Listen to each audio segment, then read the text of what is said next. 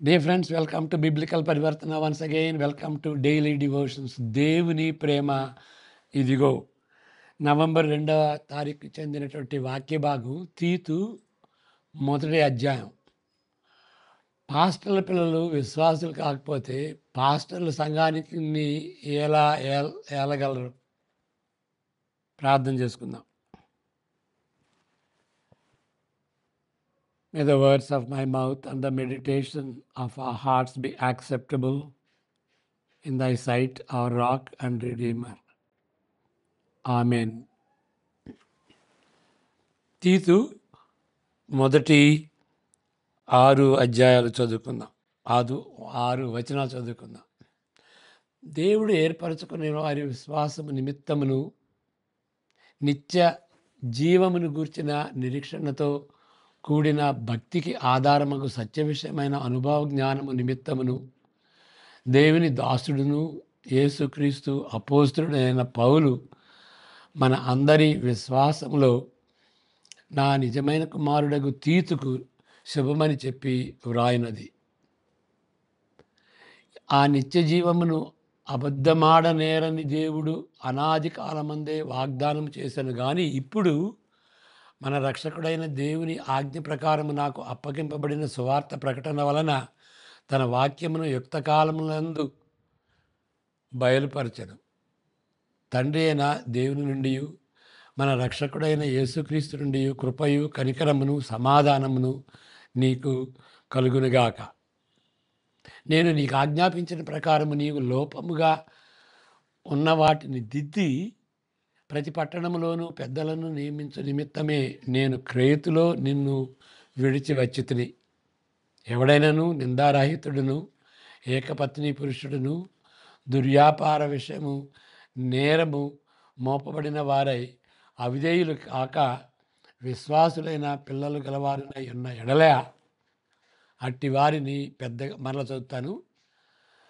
ఎవడైనను నిందారహితుడును ఏకపత్ని పురుషుడును దుర్వ్యాపార విషయ నేరము మోపబడిన బడని వారై అవిధేయులు కాక విశ్వాసులైన పిల్లలు గలవాడునై ఉన్న ఎడల అట్టి వారిని పెద్దగా నియమింపవచ్చును. ఇక్కడ 9 వరకు చదువుకుందాం.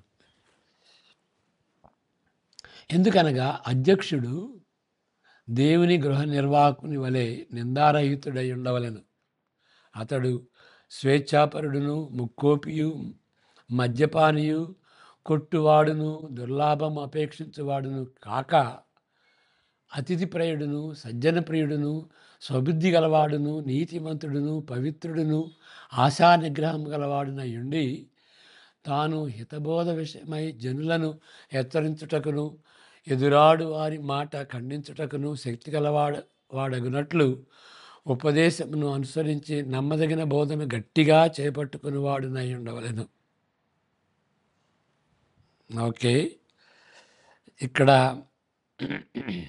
2 విషయాలు గమనిద్దాం. ఇది 2వ విషయం. మొదటి విషయం ఏంటి అని అంటే సంఘంలో క్రొత్త నిబంధన ప్రకారం ఎన్ని పదవులు ఉండాలి? బిషప్లు, పాస్టర్లు, డీకన్స్ ఉండాలా? 3 పదవులు ఉండాలా అనేటువంటి ప్రశ్న. ఆ 3టికి ఉండాల్సినటువంటి 3 పదవులు ఉంటాయి అనేది అది క్రొత్త నిబంధన చెబుతుందా చెప్పట్లేదా? కాబట్టి ఈ 3 పదవులు ఉన్నటువంటి వాళ్ళు క్రొత్త నిబంధన ఈ విధంగా చెబుతుంది అని చెప్పగలరా, చెప్పవచ్చునా అనేటువంటి సమస్య. 3 సంఘ నాయకులు ఉండవాలని బైబిలు ఆదేశిస్తున్నట్లు క్రైస్తవ డినామినేషన్లో కొంతమంది తలస్తారు. కొన్ని సంఘాలపై అధిపతిగా ఉండే బిషప్పులు, కొన్ని సంఘాలపై అధిపతిగా ఉండేవాళ్ళని బిషప్పులు అంటారు. స్థానిక సంఘంలో పరిచర్య చేసే పెద్దల్ని వాళ్ళని పెద్దలు అనొచ్చు, లేదా పాస్టర్లు అనొచ్చు. ప్రత్యేకంగా వాక్య పరిచర్య, ప్రార్థన పరిచర్య వహిస్తారు వాళ్ళు. కొందరు సేక్రమెంట్స్ను కూడా వీటితో కలుపుతారు. అంటే ఈ పాస్టర్లు కానీ పెద్దలు కానీ చేయాల్సినటువంటి దానిలో ప్రార్థన చేయటమే కాదు, మరి వాక్య పరిచర్య చేయటమే కాదు, దాంతోపాటు వాళ్ళు సేక్రమెంట్స్ అంటే ప్రభు బల కానీ, అంటే సేక్రమెంట్స్ అనేది ఆ, ఆ, ముఖ్యంగా కేథలిక్స్ వాడతారు, లేకపోతే యాంగ్లికన్స్ వాడతారు సేక్రమెంట్స్ అనేది. రోమన్ క్యాథలిక్స్ 7 సేక్రమెంట్స్ అంటారు. ఇవాంజలికల్స్ 2 బాప్టిజం, ప్రభు బల్ల. వాళ్ళు ప్రభు బల్ల అంటారు, సేక్రమెంట్స్ అని అనరు. దానికి కారణాలు ఉన్నాయి. సంఘ సంఘం గురించి మనం మాట్లాడుకునేటప్పుడు ఎక్లీజియాస్టియాలజీ అంటారు. దాని గురించి చెప్పినప్పుడు ఈ వీటి వివరాలు అప్పుడు విశ్లేషిద్దాం. కొందరు సేక్రమెంట్స్ని కూడా వీటితో కలుపుతారు. అంటే పాస్టర్ చేసేటువంటి ఆ యొక్క పనులు. నిధులను పంచిపెట్టే వారిని, ప్రత్యేకంగా సంఘం యొక్క భౌతిక అక్రతలను పరామర్శించే వారిని పరిచారకులు లేకపోతే డీకన్స్ అంటారు. ఇప్పుడు ఏంటంటే బిషప్లు మరి పాస్టర్లు, ఇక్కడ ముగ్గురు నాయకులు,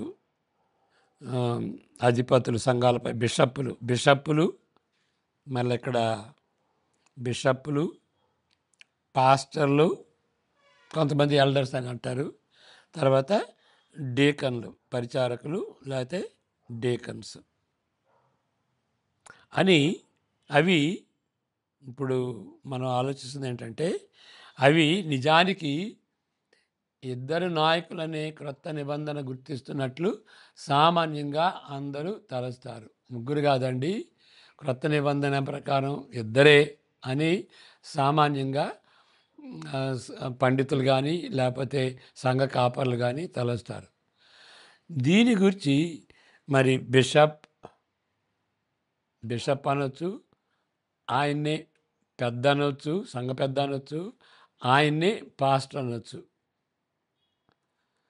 రెండో పదవి డీకన్, పరిచారకుడు, డీకన్. కాబట్టి క్రొత్త నిబంధన ప్రకారం ఈ 2 ఉంటాయి, 3 ఉండవు అని అనేటువంటి సామాన్యంగా ఆ విధంగా తలుస్తారు. ఆయన యాంగ్లికన్ అయినప్పటికీ జేబీ లైట్ఫుట్, ఆయన మంచి స్కాలరు, లైట్ఫుట్ అని ఆయన గత శతాబ్దంలో నచ్చేటట్లుగా వాదించాడు. ఏమని? క్రొత్త నిబంధన పత్రాలు వ్రాయటం ముగించిన తరువాత ఈ 3 పదవులు ఏర్పడినవని సమర్థించాడు. అంతకుముందు 2 ఉన్నాయి. 2nd సెంచరీలో బిషప్లు అనేవాళ్ళు వచ్చారు కాబట్టి 3 పదవులుగా ఉన్నాయి. అంతకుముందు బిషప్ అన్న కానీ, పాస్టర్ అన్న కానీ, పెద్ద అన్న కానీ ఒకటేనండి.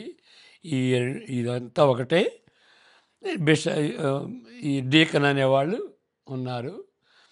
ఈ 2 న్యూ టెస్టిమెంట్ చెబుతుంది.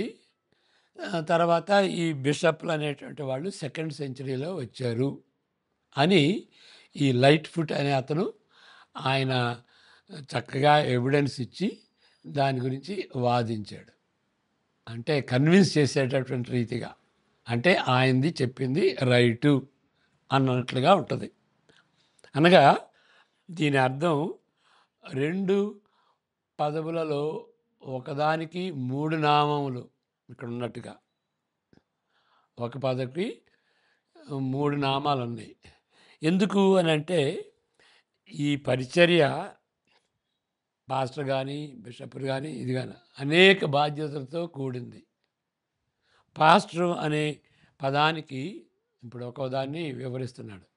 పాస్టర్ అనే పదానికి మూలాధారం లాటిన్ భాషలోని కాపరి, గొర్రెల కాపరి అనేటువంటి పదం. పేతురు 5:2 చదువుకుందాం. అక్కడ ఆ మాట వాడబడుతుంది. గ్రీక్ పదం కాపరి. పాస్టర్ అంటే కాపరి. గొర్రెల్ని కాపరి ఏ విధంగా కాస్తాడో సంఘస్థుల్ని ఈ నాయకుడు ఆ విధంగా చేస్తాడు. ఆయన పాస్టర్. బలిమి చేత గాక దేవుని చిత్త ప్రకారం ఇష్టపూర్వకంగాను దుర్లాభాష దుర్లాభాపేక్షతో గాక సిద్ధ మనసుతోనూ మీ మధ్యనున్న దేవుని మందను విచారణ చేయుచు దానిని కాయుడి. దానిని కాయుడి. కాపు కాయటం. అది 5:2. మరి కాపర్లు మందను పోషిస్తారు, దాన్ని కాపాడుతారు, దాన్ని నడిపిస్తారు, దాన్ని డిసిప్లిన్ చేస్తారు, శిక్షణ ఇస్తారు. మరి సంఘ పెద్ద పదజాలం, ఈ పదజాలం అన్నమాట, ఈ మాట గురించి. ఈ సంఘ పెద్ద ఏం చేస్తాడు? ఆ పదజాలం దానికి మూలాధారం ప్రాచీన గ్రామీణ పరిపాలన విధానం. అది గ్రామీణ పరిపాలన, గ్రామాలని పరిపాలించేటది. గ్రామం అనొచ్చు, వాళ్ళని టౌన్స్ అనొచ్చు, సిటీస్ అనొచ్చు. గ్రీకులో ఆ మూడిటికి ఒకే మాట కాబట్టి ఆ మాటను బట్టి సిటీ అనొచ్చు. ఓకే, గ్రామీణం అని కూడా అనొచ్చు. గ్రామ పరిపాలన విధానాన్ని మరలా సెనగోగు విధానం, దాన్ని బట్టి ఈ మాట వచ్చింది సంఘ పెద్ద అనేది. అంటే ఎక్స్క్లూజివ్గా ఒక చర్చికి సంబంధించినటువంటి మాట కాదు. సునగోగుల్లో యూదులు వాడారు, మరలా సెక్యులర్గా మరి విలేజెస్లో, టౌన్స్లో ఆ నాయకులను కూడా సంఘ పెద్దలు అని అన్నారు. ఈ నాయకులు ఆరితేరిన వారుగా ఉండుటే గాక చాలా ఎక్స్పర్ట్స్ అన్నమాట. సమాజంలో గౌరవించబడినటువంటి వాళ్ళు కూడా ఉన్నారు. గౌరవం, చాలా మెచ్యూరిటీ, ఆరితేరినటువంటి వాళ్ళు.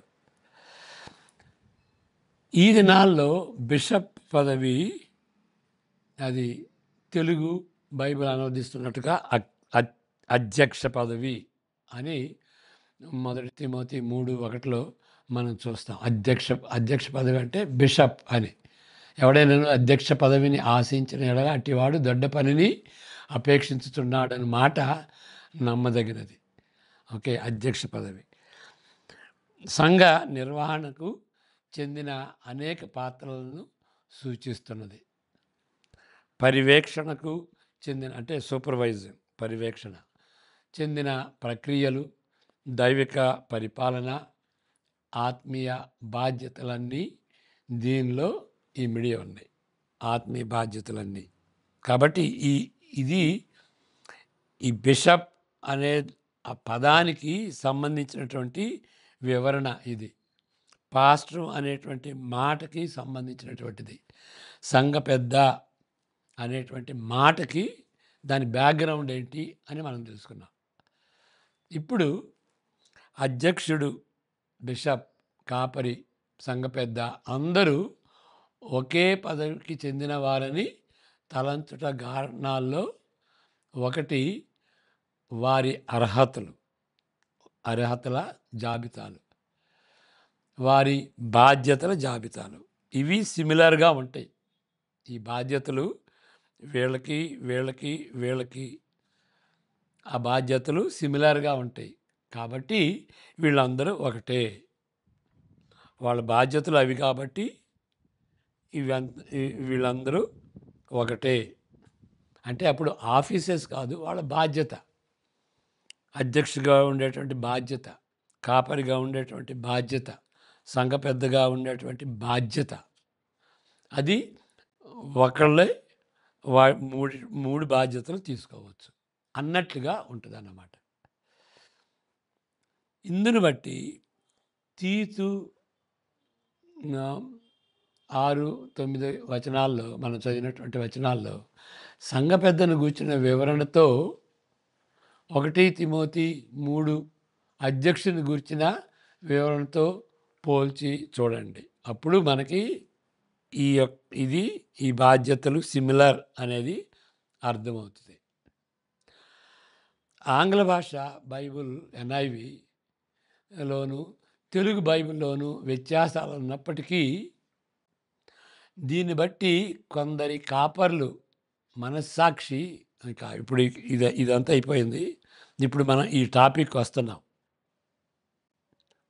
పాస్టర్ల పిల్లలు వాళ్ళు విశ్వాసులు కాకపోతే పాస్టర్లు సంఘాన్ని ఎలా ఏలగలరు? మరి వాళ్ళ పిల్లలు విశ్వాసులు, బిలీవర్స్ కాదు. వాళ్ళు కొంతమంది కొన్ని విషయాల్లో వాళ్ళు రౌడీలుగా తయారవుతారు పాస్టర్ల పిల్లలు. అలాంటప్పుడు ఆయన పాస్టర్గా ఉండొచ్చా అనేటువంటిది ఆయన మనస్సాక్షి గద్దిస్తుంది. నా నా పిల్లలు ఇట్లా ఉన్నారు, నేను పాస్టర్గా తగినటువంటి వాడినా అనేటువంటిది. ఆ మనస్సాక్షి ఎందుని బట్టి గద్దిస్తుంది అనంటే ఈ మాటను బట్టి గద్దిస్తుంది. ఓకే, విశ్వాసుల పిల్లలు గలవారై, ఇది తీతు 1:6 దాన్ని మనం చదువుకున్నాం కదా. దాన్ని బట్టి నేను అనర్హుడిని అనేటువంటి రీతిగా మరి ఆ పాస్టరు ఆయన తలస్తాడన్నమాట. దాని గురించి మనం చెప్పుకుంటున్నాం ఇప్పుడు. 1 తిమోతి 3వ అధ్యాయం 4, 5 వచనాలు చదువుకుందాం. దానిని అనుసరించి సంపూర్ణ మాన్యత కలిగి తన పిల్లలను స్వాధీనపరచుకొనుచు తన ఇంటి వారిని బాగుగా ఏలువాడనై ఉండవలెను. ఓకే, 5వ వచనం కూడా. ఎవడైనను తన ఇంటి వారిని ఏలనేరకపోయిన ఎడల అతడు దేవుని సంఘమును ఎలాగు పరిపాలించును, ఎలాగు పాలించును? ఇంట్లో ఇంట్లో ఆయన సరిగా ఏలకపోతే పిల్లల్ని, కుటుంబాన్ని, మరి సంఘంలో ఎట్లా పరిపాలిస్తాడు?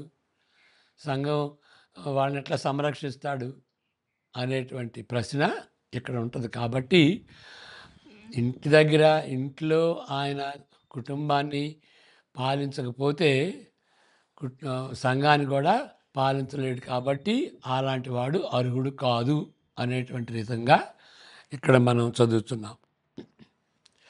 దీనికి భిన్నంగా తీతు 1:6 ప్రకారము సంఘ పెద్దలు నేరము మోపబడిన వారై అవిధేయులు కాక విశ్వాసులైన పిల్లలు గలవాడునై ఉన్న ఎడల, ఓకే, నేరము మోపబడిన అవిధేయులు కాక విశ్వాసులైన పిల్లల గలవాడునై ఉన్న ఎడల, అవిశ్వాసులు అని ఉండాలి కనీసం ఇక్కడ. అవిశ్వాసులుగా ఉన్నటువంటి పిల్లలు ఉంటే వాళ్ళు అవిధేయులుగానే ఉంటారు, అవిశ్వాసులుగా ఉంటారు. ఇక్కడ కరెక్ట్ చేద్దాం. అవిశ్వాసులు ఉంటే, ఆ విధంగా ఉంటే అట్టి వాణిని పెద్దగా, ఓకే సారీ, అది ఏం చెప్పాలి అని అంటే, వాళ్ళు విశ్వాసులుగా, వాళ్ళ పిల్లలు విశ్వాసులుగా ఉండాలి. ఇక్కడ నేరము మోపబడిన అవిధేయులుగా ఉండకూడదు. అవిధేయులుగా ఉండకూడదు, వాళ్ళు విశ్వాసులుగా ఉండాలి. అట్లాంటి పెద్దల్ని, అలాంటి పాస్టర్ని పెద్దగా నియమించాలి. పాస్టర్ టీచింగ్ పెద్ద. పాస్టర్ అంటే ఎవరంటే ఎల్డర్స్లో, పెద్దల్లో ఒకడు. ఆయన టీచ్ చేస్తాడు అనేటువంటి ఉద్దేశంతో ఇక్కడ వాడబడింది పెద్దగా. పెద్దగా అంటే ఇక్కడ పాస్టరే నియమింపవచ్చును. పాస్టర్గా ఉండటానికి వీళ్ళు, వాళ్ళ పిల్లలు సరిగా ఉండాలి, అవిధేయులుగా ఉండకూడదు, విశ్వాసులైన పిల్లలుగా ఉండాలి అనేటువంటిది. మరి విశ్వాసులు కాదు కదా, మరి పాస్టర్ ఎందుకు అవుతున్నాడు అనేటువంటి మనస్సాక్షి అన్నమాట. మనస్సాక్షి గద్దిస్తూ ఉంటుంది. ఇది చాలా ఇబ్బందికరంగానున్న షరతు వలె ఉన్నది. కానీ ఇప్పుడు దీనికి సొల్యూషను, నిజానికి ఈ విధంగా దీని గ్రీక్ పదము వేరుగా దాన్ని ఈ తీతు 1:6 వేరే విధంగా అర్థం చేసుకోవాలి.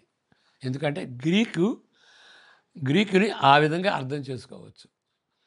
వారి పిల్లలు నమ్మదగిన వారిగా ఉండవలెను అనగా విచ్చలవిడిగాను అవిధేయులుగా ఉండకూడదు. అది ఇది ఇక్కడ సొల్యూషన్. వారి పిల్లలు ఎట్లా ఉండాలి? బిలీవర్స్ అని కాదు. వాళ్ళ పిల్లలు ఎట్లా ఉండాలంటే అణుగుమణిగి ఉండాలి. పిల్లల్ని అణుగుమణిగి ఉండేటటువంటి రీతిగా ఆ యొక్క తండ్రి ఆ కుటుంబాన్ని ఏలాలి. అంతేగాని వాళ్ళు విశ్వాసులుగా ఉండాలని అది కాదు. వాళ్ళు నమ్మదగిన వాళ్ళుగా ఉండాలి. నమ్మదగిన వాళ్ళుగా ఉండాలి అంటే విశ్వాసులని అర్థం కాదు. వాళ్ళు అవిధేయులుగా ఉండకూడదు, విచ్చలవిడిగా ఉండకూడదు అనేటువంటి అర్థం.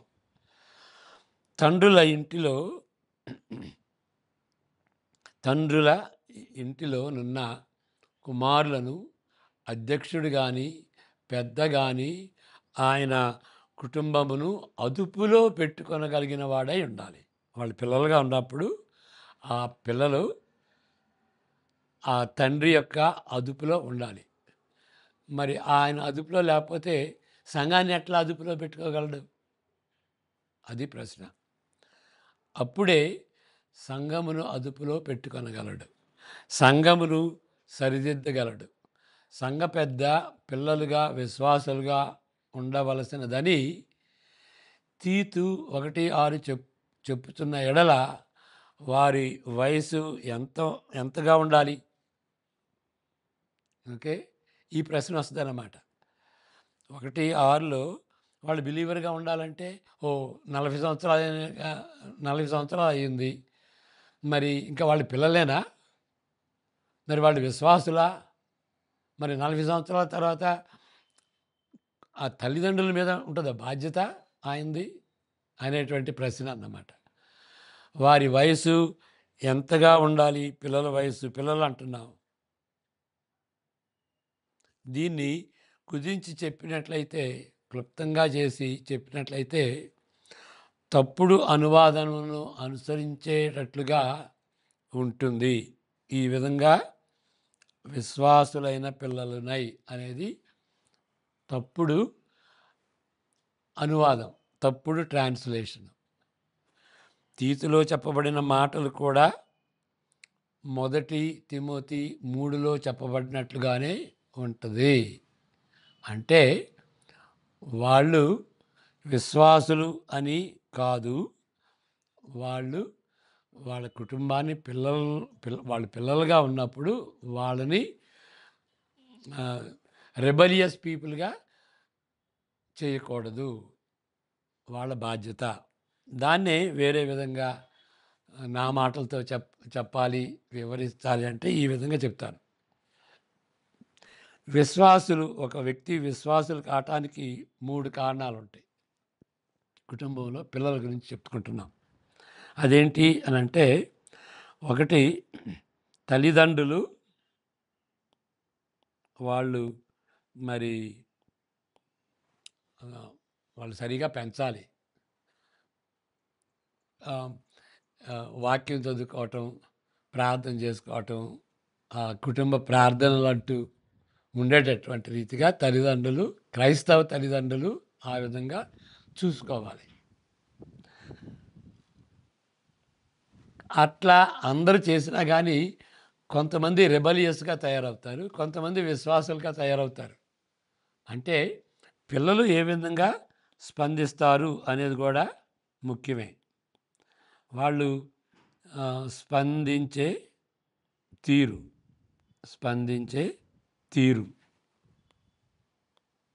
తల్లిదండ్రులు బాగానే పెంచవచ్చు, మరి వీళ్ళు కూడా సరిగా స్పందించాలి కదా. ఈ 2 ఉండినా కానీ ఇంకొక ఎలిమెంట్ ఉన్నది. అదేంటి అని అంటే దేవుని యొక్క కార్యం. దేవుని కార్యం లేకపోతే వీళ్ళు ఎవరు విశ్వాసులు కారు. కాబట్టి ఈ 3 ఉండాలి. ఇక తల్లిదండ్రులు ఒక్కళ్ళదే బాధ్యత కాదు. ఎన్ని చెప్పినా, ఎంత సువార్త చెప్పినా, కుటుంబ ప్రార్థనలు ఉన్నా, అంత మోడల్గా వాళ్ళు జీవించినా కానీ పిల్లలు స్పందించేటువంటి తీరు కూడా ఇంపార్టెంటే. అది 2 ఒక విశ్వాసి అనేది ఈ రెండిటి మీదే ఆధారపడదు. దేవుని యొక్క కార్యం, పరిశుద్ధాత్మ కార్యం, పరిశుద్ధాత్మ దేవుడు పిల్లల హృదయాల్లో పనిచేస్తే అప్పుడు వాళ్ళు రక్షింపబడతారు, వాళ్ళు విశ్వాసులుగా తయారవుతారు. ఇక ఇప్పుడు గృహ పరిపాలనకు వద్దాం. సంఘ పరిపాలనకి, గృహ పరిపాలనకి పోలుస్తున్నాడు కదా. 1 తిమోతి 3వ అధ్యాయంలో కానీ, తీతు 1:6లో కానీ చెప్తుంది ఏంటి అని అంటే, ఈయన సరిగా గృహాన్ని పరిపాలించకపోతే సంఘాన్ని ఎట్లా పరిపాలిస్తాడు అని చెప్తున్నాడు. అంటే ఇక్కడ పిల్లలు ఎదుగుతున్నప్పుడు, ఆయన క్రింద ఉన్నప్పుడు, పెద్దవాళ్ళు అయినప్పుడు కాదు, వాళ్ళ క్రింద ఉన్నప్పుడు వాళ్ళు రెబలియస్గా ఉండకూడదు. నమ్మదగినటువంటి వాళ్ళు అంటే విశ్వాసులని కాదు, రెబలియస్గా ఉండకూడదు, అదుపు లేనటువంటి వాళ్ళుగా ఉండకూడదు. అంటే అదుపులో పెట్టుకునేటువంటి బాధ్యత ఆ తల్లిదండ్రులది. ముఖ్యంగా తండ్రి పాస్టర్ కావాలి అంటే పిల్లల్ని అదుపులో పెట్టుకుని పెంచాలి. లేని ఎడల ఆయన అర్హుడు కాదు. అంతేగాని వాళ్ళు విశ్వాసులుగా ఉండాలి అని బైబిల్ చెప్పట్లేదు. ఆ రెండిటికి దీన్ని అర్థం చేసుకుంటే మన యొక్క ప్రశ్న దీన్ని అర్థం చేసుకోవటానికి వీలవుతుంది. ఇక్కడ పిల్లలు విశ్వాసులు కాకపోతే అని బైబిల్ చెప్పట్లేదు. వాళ్ళు ఆయన ఏలుబడి ఏ విధంగా ఉండాలంటే పిల్లలు రెబలియస్గా ఉండకూడదు, అవిధేయులుగా ఉండకూడదు పిల్లలుగా ఉన్నప్పుడు. అంతేగాని వాళ్ళు విశ్వాసులుగా ఉండాలని బైబిల్ చెప్పట్లేదు. కాబట్టి ఇది వేరు, ఇది వేరు. పాస్టర్ ఏలటం వేరు, వాళ్ళు విశ్వాసులు కావటం వేరు. ఈ రెండు మనం గమనిస్తే అప్పుడు ఒక పాస్టర్ల మనస్సాక్షి కొంచెం క్లియర్ అవుతుంది. మరి ఆయన తండ్రిగా ఉన్నప్పుడు, ఆయన కుమారులు పిల్లలుగా ఉన్నప్పుడు వాళ్ళ బాగోగులు చూసుకోకపోతే నిజంగా ఆయన అన్ఫిటే. కానీ ఆయన విశ్వాసిగా ఉండకపోతే అనేది కాదు. విశ్వాసం అనేది దేవుని యొక్క కార్యం, వాళ్ళు స్పందించేటువంటి తీరుని బట్టి ఉంటుంది. ఆ విధంగా మనం గమనించుకోవాలి. ప్రార్థన చేసుకుందాం.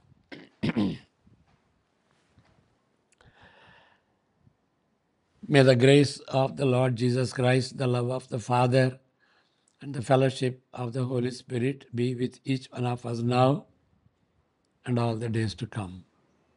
Amen. God bless you.